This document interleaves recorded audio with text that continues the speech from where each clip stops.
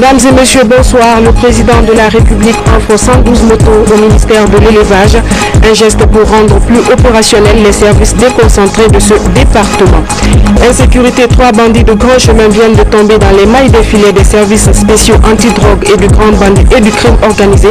Le point dans ce journal. Dans notre page rétrospective, nous vous proposons ce soir les images et commentaires sur des actions engagées dans le cadre du secteur de défense et de la sécurité. Le ministre délégué Maître Abdoul Kabele Kamara sera l'invité de ce journal. Bonsoir. Avant de développer ces titres, ce décret D2013-175 PRG-SGG convoquant une session extraordinaire du Conseil national de la transition. Le président de la République décrète. Article 1er. Il est convoqué une session extraordinaire du Conseil national de la transition à compter du 18 décembre 2013 en vue d'examiner le projet de loi des finances pour 2014. Article 2. Le présent décret sera enregistré et publié au journal officiel de la République. Conakry le 16 décembre 2013, professeur Alpha Condé. Et puis ce communiqué du Conseil national de la transition, la présidente, conformément au décret présidentiel en date de ce jour 17 décembre 2013, le Conseil national de la transition CNT tiendra la session budgétaire 2014 à partir de mercredi 18 décembre 2013 à 11h dans l'hémicycle du Palais du Peuple. Sont invités à la cérémonie d'ouverture son Excellence Monsieur le Premier ministre, chef du gouvernement, des anciens présidents de l'Assemblée nationale, les présidents des institutions républicaines, les membres du gouvernement, les représentants des institutions internationales, le corps diplomatique et consulaire accrédité en Guinée, le chef d'état-major général des armées, le chef d'état-major particulier, le gouverneur de la ville de Conakry, monsieur le grand chancelier de l'ordre du mérite, monsieur le médiateur de la République, honorables représentants des confessions religieuses, les représentants des partis politiques, mesdames et messieurs les représentants des organisations de la société civile, patronat et des centrales syndicales. Conakry le 17 décembre 2013, Agarabiatou Sierra Diallo. Et puis, à propos, nous recevons sur ce plateau le ministre délégué au budget, M. Mohamed Diaré. Monsieur le ministre, bonsoir. Bonsoir. Merci à vous d'avoir répondu à notre invitation. Monsieur le ministre, pourquoi c'est maintenant que le gouvernement a introduit le projet de budget pour l'exercice 2014? Et pourquoi c'est maintenant? Parce que l'année 2013 a été une année un peu perturbée en Guinée, comme vous l'avez su le comprendre. En 2013, il y a eu les mouvements sociaux liés aux revendications politiques et ensuite les élections législatives, donc la pré-campagne et ensuite la campagne. Et après, il y a eu cette longue attente des résultats des élections législatives validées par la Cour suprême. Et ensuite, en dernier lieu, il y a eu l'attente aussi, la validation des résultats ou l'acceptation d'une partie de la classe politique à participer, à siéger à l'Assemblée nationale. Donc, c'est tout cette perturbation qui a fait que cette année, au lieu que le gouvernement ne dépose le projet de budget le 15 octobre, comme la loi le stipule, nous avons décalé un peu à cause de ces perturbations.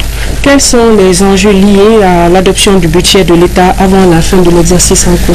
Peut-être avant les enjeux, je vais vous lire l'article 157 de la Constitution qui autorise le Conseil national de la transition, et l'article 157 de la Constitution. Le Conseil national de la transition assumera toutes les fonctions législatives définies par la présente Constitution jusqu'à l'installation de l'Assemblée nationale. Je dis bien jusqu'à l'installation de l'Assemblée nationale. Alors, les enjeux de l'adoption du projet de budget avant le 31 décembre ou en tout cas avant le début de son exécution, c'est des enjeux de croissance, c'est des enjeux de développement, c'est des enjeux de réduction de la pauvreté, c'est des enjeux de satisfaction des besoins sociaux de la population. Parce que dans un pays où en 2011 et en 2012, avec l'impulsion, la dynamique que le président de la République a su apporter à l'économie guinéenne, nous avons eu une croissance de 4% environ. En 2013, avec les mouvements sociaux, avec toutes ces perturbations, au lieu d'avoir 5% de croissance telle que projetée, nous n'avons eu que 2,5%. Donc, si on ne vote pas le budget de l'État maintenant, au 31 décembre pour que le début de l'exécution commence au 1er janvier, qu'est-ce qui va se passer? On ne va pas exécuter les dépenses d'investissement. Parce que le président de la République a la possibilité de reconduire les crédits de fonctionnement de l'année en cours, sous forme de 12e provisoire. Autrement dit, selon les spécialistes, la Guinée sera ainsi épargnée du 12e provisoire. Oui, si on vote le budget avant le début de son exécution, nous allons être épargnés des 12e provisoires. Mais quand on est épargné des 12e provisoires, c'est qu'on a la possibilité de commencer à exécuter les dépenses d'investissement porteurs de croissance. Vous ne pouvez pas faire de route sans que le budget ne soit adopté avant le 1er janvier. Parce que qu'est-ce qui va se passer si on ne vote pas le budget maintenant? En janvier, février, mars, on ne fera pas de route, on ne fera pas de piste rurale, on ne fera pas l'appui au secteur agricole. Mais comment on va se développer? L'année prochaine, nous avons prévu un taux de croissance de 4,5%. Et donc, il faut que les investissements, les gros investissements commencent maintenant en janvier pour que l'on ne soit pas dans les délais de la pluie, par exemple, avec les aléas naturels. À partir du premier trimestre de 2014, est-ce qu'on peut assister à une session de loi rectificative? Parce que bientôt la nouvelle Assemblée sera mise en place. Oui, bientôt la nouvelle Assemblée sera mise en place. Vous savez, la nouvelle Assemblée a pour 5 ans d'échéance, donc elle aura tout le loisir de voter des lois de finances initiales, des lois de finances rectificatives et puis des sessions de loi spécifiquement, parce qu'il y a 2 sessions ordinaires, la session des lois en avril et ensuite la session budgétaire en octobre. Mais comme vous l'avez dû constater, en 2011 et 2012, le gouvernement a déposé plusieurs lois de finances rectificatives qui viennent modifier les dispositions de la loi initiale. Donc ne vous en faites pas.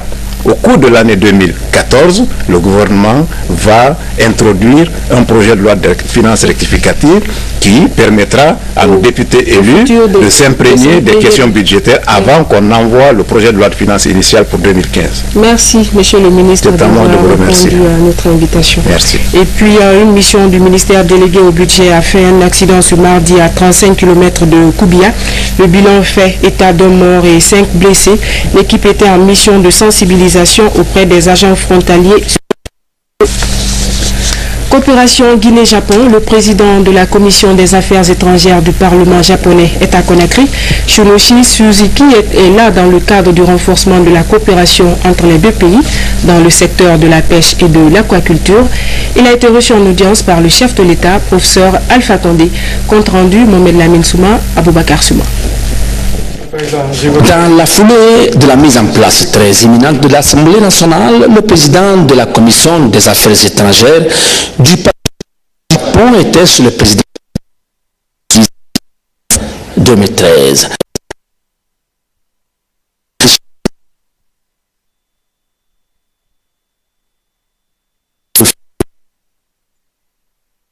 Et l'agrandissement du fameux... Je suis convaincu de Parlement. J'ai transmis vivement l'établissement très prochain de la Guinée et à travers de cet établissement de l'Assemblée nationale, la Guinée va se développer davantage. C'est donc un premier pas vers la matérialisation de plusieurs accords de coopération entre la Guinée et ses partenaires qui n'attendent que la mise en place de l'Assemblée nationale. 112 motos pour renforcer les capacités opérationnelles du ministère de l'élevage. C'est un geste du chef de l'État, professeur Alpha Condé, pour appuyer les services déconcentrés de ce département dans l'exercice de leurs fonctions. Souma, Aboubakar Souma, compte rendu. 120 motos destinées aux agents du secteur d'élevage des 33 préfectures du pays. Objectif, faciliter l'encadrement des éleveurs en matière de vaccination et de surveillance vétérinaire du cheptel en général. Un don du président de la République en soutien au secteur d'élevage. Avec la mise à disposition de ces motos, nous sommes sûrs et certains que nous pourrons désormais produire des services de proximité très efficients en faveur de tous les éleveurs de Guinée. Remercier son Excellence le professeur Alpha Condé, président de la République, qui améliore chaque jour les conditions de travail de ces cadres. Le président de la République, c'est à l'occasion de la rencontre avec les services de l'élevage et les organisations professionnelles et corporatistes de ce domaine qu'il avait promis de remettre à notre département les moyens lui permettant d'atteindre ses objectifs. Il faut espérer que les agents du secteur d'élevage feront bon usage de ces 120 motos. L'actualité, c'est aussi la rencontre du comité de gestion du réseau de télécommunications satellitaire Afrique-Océan Indien de l'Organisation internationale de l'aviation civile OACI que Conakry abrite. Une rencontre entre les pays membres pour un partage d'expériences sur la fiabilité des différents réseaux de transmission. Reportage Koumara Moussa. Réuni pour la première fois en Guinée, le comité de gestion des télécommunications satellitaires Afrique-Océan Indien de l'Organisation internationale de l'aviation civile OACI veut s'assurer de l'interconnexion entre toutes ces stations. Ces réseaux demeurent aujourd'hui un outil indispensable de gestion, de contrôle et de navigation aérienne. Aujourd'hui, il y a plus de 100 stations terriennes installées sur le continent dans plus de 25 pays. Et un avion, une fois en envol, par exemple de Conakry pour l'Afrique du Sud, ne s'arrête pas en l'air pour savoir si tel réseau est HS ou si ça fonctionne très bien. Le déficit de fréquences aéronautiques, le vieillissement du personnel ou encore des équipements frappe de plein fouet cette organisation. À travers cette rencontre de 5 jours, ces délégués venus des pays membres vont tenter d'examiner toutes ces questions, ce pour donner un nouvel éclat à l'espace aéronautique. Au moment où se tient cette 21e réunion, vous rassurez de la totale disponibilité du gouvernement à travers ses institutions spécialisées à œuvrer dans le sens des recommandations et conclusions qui se dégageront de vos travaux. L'OACI regroupe beaucoup d'organismes, notamment l'Agence pour la sécurité de la navigation aérienne en Afrique et à Madagascar, ASECNA, qui réunit 18 pays, et la FUROBES à son sein, la Guinée, la Sierra Leone et le Libéria. La résolution 1325 des Nations Unies contre les violences faites aux femmes. Le réseau Paix et Sécurité des femmes pour l'espace CEDEAO vient de lancer une campagne de sensibilisation dans les 5 communes de la capitale. Il s'agit d'impliquer pleinement la couche féminine dans la consolidation de l'unité nationale. Reportage Mahmoud Alpha Baldé. La population guinéenne est constituée de 52% de femmes. L'implication de cette couche pour une consolidation de la paix dans notre pays est une des approches développées par le réseau Paix et Sécurité des femmes pour l'espace CEDEAO. À travers ces échanges, le REPS-FECO entend expliquer à ces associations de femmes de Dixine la résolution 1325 du Conseil de sécurité des Nations Unies. Cette résolution recommande l'implication des femmes dans la résolution et la prévention des conflits dont elles sont souvent victimes. Ces résolutions recommandent de punir les auteurs de crimes, l'excès des femmes au poste de décision, met l'accent aussi sur le rétablissement des femmes victimes. Et en temps de conflit, en temps de guerre, alors c'est les pires formes de violence qu'elles subissent. Il faut éradiquer les violences. Si les femmes se lèvent, se donnent les mains, on arrive à sensibiliser dans nos familles, il y aura la paix en Guinée. Sans la paix, d'abord, on ne peut rien. Parce que quand tu entends que la femme elle est victime, c'est parce qu'il n'y a pas de paix. Faire des femmes des actrices du développement et non des victimes de conflits, c'est l'ambition que se fixe cette campagne de sensibilisation qui se tiendra dans toutes les communes de Conakry. Des efforts sont en cours pour lutter contre le grand banditisme à Conakry et à l'intérieur du pays. Les services spéciaux anti-drogue et crimes organisés ont pris les devants avec l'arrestation de 3 bandits de grand chemin. Ils sont spécialisés dans le vol de véhicules et la vente de drogue. Reportage Ousmane Bangoura. 194 kg de cannabis, 10 véhicules, des explosifs saisis par les services spéciaux anti-drogue et crimes organisés.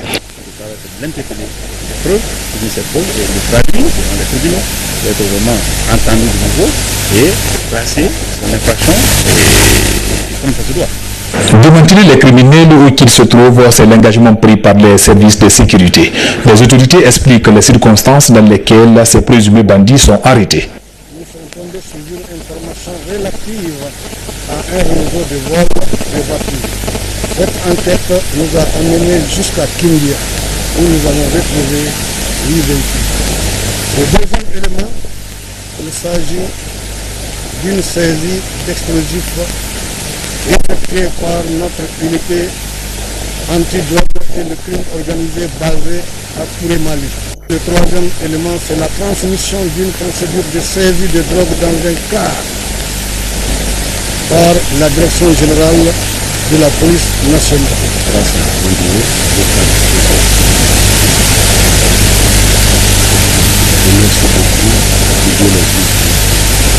La saisie de cette importante quantité de drogue et ces 10 véhicules volés démontrent l'engagement des forces de sécurité à lutter contre le grand banditisme à Conakry et à l'intérieur du pays. Toutes nos excuses pour la qualité technique de ces images. Le retour volontaire des migrants, notamment des mineurs non accompagnés et des jeunes dans leur pays d'origine. La question est au centre des discussions d'un atelier qui se tient à Conakry. Une démarche pour favoriser l'insertion socio-professionnelle de ces jeunes. Compte rendu, Nour Diallo. Selon un rapport de 3AE, entreprises autonomes d'assistance intégrées aux entreprises, 20% des Guinéens âgés de 20 à 45 ans pensent à l'immigration. Cette rencontre internationale se doit d'examiner l'épineuse question en favorisant notamment la réintégration durable des jeunes immigrants. Cet atelier que nous organisons ensemble avec 3AE consiste à voir comment on peut mieux travailler ensemble, Europe et pays d'origine, afin de permettre aux jeunes Guinéens qui ont quitté le pays, qui n'ont pas de papier, qui n'ont pas de statut en Europe, à les préparer à un retour, mais aussi à une réintégration, et de tenir en compte aussi l'aspect culturel, à savoir toute la famille, tout le poids qu'un jeune peut avoir en Europe en difficulté pour entrer. Venus du Sénégal, du Cameroun, de l'Algérie, de la Belgique et de la Hollande, ces participants vont échanger durant 4 jours sur la problématique de la migration des femmes, des jeunes et des enfants non accompagnés. Objectif, inciter les jeunes à rester dans leur propre pays tout en favorisant leur autodéveloppement. Le retour volontaire des migrants avec leur accompagnement qui signifie faire en sorte que des moyens soient mis à leur disposition pour que dans leur pays d'origine, une fois sur place, ils puissent développer une activité, générer des revenus et avoir une vie décente. En collaboration avec les partenaires locaux, Caritas International accompagne plusieurs migrants. La plupart sont des jeunes sans papier. Le retour au pays favorise souvent leur insertion que lorsqu'ils sont à l'étranger.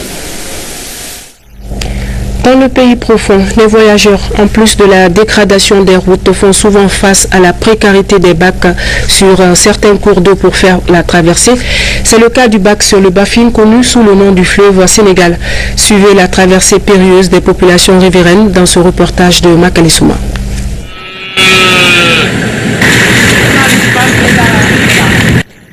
Après avoir subi le calvaire de la route Tougué-Koukoun-Tamba, voici l'autre calvaire encore plus rude et plus inquiétant, le bac sur le Bafin. Un bac qui date des années 60, aujourd'hui dans un état de délabrement poussé et complètement abandonné aux mains des populations du village de Koukoun-Tamba, situé à 70 km de la ville de Tougué. Le bac est là depuis les années 60. Donc c'est le même bac, même à l'heure là, il y a de ces conteneurs cales là qui sont pleins d'eau. Donc c'est par risque que nous traversons sur ce bac. Après avoir accepté de faire traverser un véhicule et ses passagers, il est demandé à ces derniers 6 litres de gasoil. Mais le plus inquiétant et le plus embêtant est le fait qu'il faut enlever la batterie du véhicule pour faire démarrer le moteur du bac. Le Bafin, un fleuve à perte de vue qui ne sert pas que les hommes, puisque des animaux, à l'image de ces bœufs, viennent régulièrement s'y abreuver. C'est là aussi qu'il est prévu la construction du barrage hydroélectrique de Koukoun-Tamba. Mais avec cet état de délabrement du bac, la nécessité d'un pont sur le Bafin s'impose pour soulager les usagers de cette autre partie de la Guinée. Le Rotary Club Conakry Doyen est une organisation qui s'investit dans l'humanitaire depuis 1985. À l'occasion de la nouvelle année rotarienne, une équipe dirigeante vient d'être élue. Elle a pour mission d'orienter, de représenter et de booster les actions du Rotary pour l'année 2014. Amadou Touré. Le Rotary Club Doyen Conakry est l'un des 3 clubs de volontaires qui œuvrent dans l'humanitaire. Ils sont 22 membres dans ce club. Ce don de vivres et de fournitures scolaires aux orphelins de Fassia dans la commune urbaine de Koya est la dernière action avant l'intronisation du nouveau président pour un mandat d'1 an allant du 1er juillet au 30 juin non renouvelable. Nous avons d'autres projets qui concernent pour l'école de sourds-muets à Boulbiné. Et nous avons un autre projet qui concerne une station de radiologie pour aider un centre hospitalier dont je ne citerai pas le nom ici. Ça, c'est par rapport à leurs besoins que nous avons identifiés. Cette cérémonie appelée passage de collier permet à la nouvelle équipe de représenter, de booster et d'initier des projets dans l'esprit de l'organisation, à savoir agir avec le Rotary pour sauver des vies. Le Rotary, d'abord, c'est un club service. Nous voulons toujours nous rendre utiles. Le Rotary, c'est se donner un don de soi pour servir les démunis et apporter notre concours, notre savoir et nos possibilités matérielles vers ceux qui ont besoin d'être aidés. En plus des dons de vivres, le Rotary Club Doyen Conakry a en 2013 assisté les départements de l'éducation, de la santé et des affaires sociales, de matériel sanitaire et de fournitures scolaires. Plusieurs activités ont été menées dans le cadre de la consolidation de la paix et de la lutte contre la pauvreté. L'Organisation du sport militaire en Afrique a décoré le colonel Toumani Sangaré, directeur général des douanes, pour ses efforts en faveur du rayonnement du sport militaire. Une distinction faite à l'issue de la tenue en novembre dernier à Conakry du premier championnat de boxe militaire. Isidore Nanamou de Tunkarata nous fait le compte-rendu. À la direction générale des douanes, ce grand rassemblement au rythme de la fanfare annonce les couleurs de la cérémonie de décoration du directeur général des douanes. Ici, le Conseil international du sport militaire est venu rendre hommage au colonel Toumani Sangaré pour ses efforts personnels en faveur de la réussite du premier championnat de boxe militaire africain tenu à Conakry. Du sport militaire. En reconnaissance de votre dévouement pour la cause du sport et votre dévotion pour les idéaux du Conseil international du sport militaire, je vous fais officier de l'ordre du mérite de l'Organisation du sport militaire en Afrique, OSMA.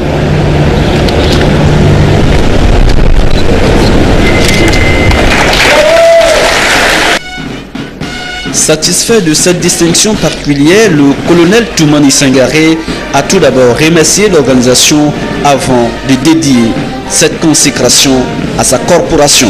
Si aujourd'hui nous avons des mérites au sein de la douane et en dehors de notre administration, c'est bien parce que vous avez voulu travailler dans le bon sens. Je dédie donc la distinction à l'ensemble des douaniers, tant à Conakry qu'à l'intérieur du pays.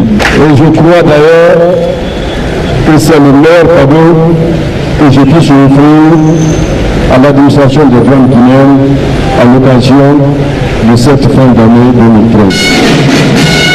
Avec cette décoration, la douane guinéenne est désormais membre à part entière de la grande famille du sport militaire africain et international.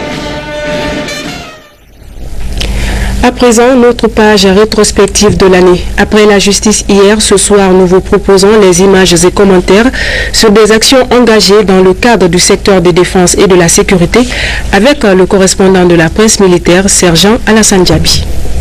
Dans le but de bâtir une armée républicaine et professionnelle, la réforme du secteur de sécurité a connu des avancées. L'enjeu est l'organisation d'une armée qui participe au développement socio-économique de la nation et aux opérations internationales de maintien et de renforcement de la paix. Pour y parvenir, une commission est mise en place. Des comités techniques sectoriels sont constitués pour la défense, la sécurité, la justice, la douane et l'environnement. De nos jours, les acquis sont importants. L'état-major de la gendarmerie nationale est érigé en haut commandement. La justice militaire est instituée. Le recensement biométrique est effectué. La préfecture maritime opérationnelle. Plus de 4000 militaires sont admis à faire valoir leur droit à la retraite. Dans les rangs, la discipline est renforcée. La démilitarisation de la capitale est assurée. L'élaboration et la vulgarisation des documents juridiques au sein des forces armées guinéennes est un grand succès. Par ailleurs, la création d'un corps paramilitaire de conservateurs de la nature, l'élaboration d'un nouveau code douanier et la construction à Tamara d'une tour de contrôle des sémaphores pour la surveillance de l'espace maritime sont des innovations salutaires. Sur une large échelle, la consultation nationale dans les régions administratives autour d'un document de politique nationale de défense et de sécurité consensuelle. Le document a été remis au président de la République en présence des partenaires. Autre fait majeur a été enfin la projection dès le début de cette année la compagnie Nimba à la mission internationale de soutien au Mali, MISMA, devenue mission des Nations Unies qui consacre le retour de l'armée guinéenne dans le concert des autres armées du monde dans le cadre des opérations de maintien de la paix. Actuellement, un bataillon suit la formation de mise en condition opérationnelle en vue de sa projection au Nord Mali en 2014. Et puis, avec nous sur ce plateau, Maître Abdoul Kadele Camara, le ministre délégué à la Défense nationale. Bonsoir, Monsieur le ministre. Bonsoir, Madame. Vous venez de suivre le reportage avec nous. Monsieur le ministre, à quelle hauteur situez-vous aujourd'hui le niveau d'avancement des réformes? Je dois vous dire que la réforme a abouti aujourd'hui à la signature de la politique nationale de défense. Ne sont pas nombreux les pays africains qui ont élaboré cette politique nationale de défense. Et nous en sommes très très fiers. Monsieur le Président de la République a déjà préfacé et signé ce document stratégique pour les forces de défense et de sécurité. Et c'est une avancée considérable partagée par les partenaires bi- et multilatéraux et qui ont eu à nous appuyer durant tout le processus. D'autres avancées, vous le savez, nous avons eu l'occasion de valider d'abord le rapport d'évaluation qui a été commandé par les Nations Unies, la CEDEAO, l'Union africaine et l'ensemble des partenaires bi- et multilatéraux. Monsieur le ministre, qu'est-ce qu'il reste à faire? Beaucoup reste à faire parce qu'une réforme s'étale sur une longue durée. Et une réforme n'est jamais achevée. Et même la politique nationale de défense que nous venons d'approuver et de signer, cette politique de défense pourrait être revisitée au fur et à mesure de l'évolution des menaces qui pourraient subvenir à moyen ou long terme. Monsieur le ministre, revenons maintenant à l'actualité. La ville de Cancan a connu des affrontements violents entre des jeunes en colère et les gendarmes. Expliquez-nous, monsieur le ministre, qu'est-ce qui s'est réellement passé? Je vous remercie, madame. Je dois d'abord m'incliner pieusement devant la dépouille mortelle de ces jeunes. Nous devons regretter ces actes qui n'honorent pas du tout notre pays. Et nous avons eu à déplorer vraiment ces morts inutiles. Et qu'est-ce qui s'est passé dans la nuit du samedi à dimanche, et surtout le dimanche quand on a constaté la mort du jeune qui a été interpellé la nuit par une patrouille de la gendarmerie. Nous sommes en train de mener une enquête sérieuse pour élucider les faits et situer les responsabilités. Qu'est-ce qui s'est passé? Oui, effectivement, qu'est-ce qui s'est passé dans la journée du lundi pour que nous puissions constater encore, déplorer la mort d'un jeune marchi-chef et également d'un gendarme et puis d'un autre chauffeur. Nous sommes en train de mettre les bouchées doubles pour faire la lumière sur tous ces faits. Et situer les responsabilités. Et situer responsabilités. Mais d'ores et déjà, à titre préventif, et nous avons jusqu'à nouvel ordre pris des mesures de suspension à l'endroit du commandant de la région de gendarmerie ainsi que les deux commandants de l'escadron où le jeune a été interpellé. Est-ce que c'est des sanctions provisoires ou...